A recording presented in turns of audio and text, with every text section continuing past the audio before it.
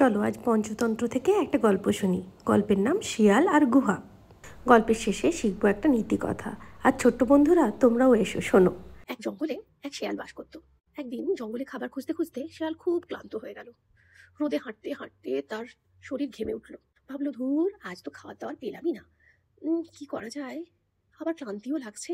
এই ভাবতে ভাবতে সে দূরে একটা গুহা দেখতে পেল। দেখেই মনে হলো বাইরের থেকে গুহাটা বেশ আরামদায়ক। তো শেয়াল ভাবলো, এখানে একটু ঢুকে বিশ্রাম নিলেই হয়। আর যার গুহা সে তো ফেরত আসবে, তখন তাকে খুব করে ধরে খেয়ে ফেলবো। এই ভেবে সে গুহার মধ্যে গিয়ে ঘুমিয়ে পড়লো। বাইরে তখন শান্ত নিস্তব্ধ জঙ্গল, কিন্তু গুহার মালিক ছিল এক বড় ভাল্লুক। সেদিন সে সকালেই ফিরে এলো। গুহায় ঢোকার আগে সে অভ্যেস মতো ডাকলো, গুহা, ও হে গুহা, আমি ফিরে এসেছি, আজ বের হবে না? বলো তো এরকম কেন করলো?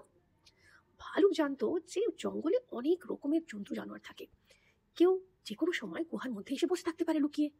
তার জন্য, সতর্কতার জন্য, ভালুক এই অভ্যেসটা সব সময় রেখেছিল যে ফেরত আসার পর সে গুহা, ওহে গুহা বলে ডাক দিত।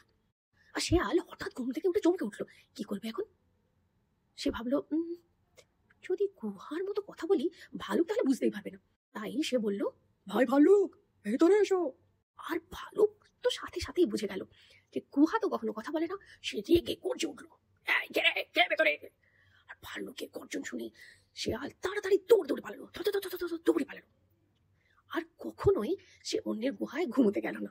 শেয়াল বলল, বাপরে, ঘাট হয়েছে, আজ মানে বেঁচে গেছি, আর কখনোই অন্যের গুহায় ঘুমোতে যাব না। আমরা এই গল্প থেকে কি শিখলাম? যে অতিরিক্ত চালাকি অনেক সময় আমাদের বড় বিপদে ফেলে।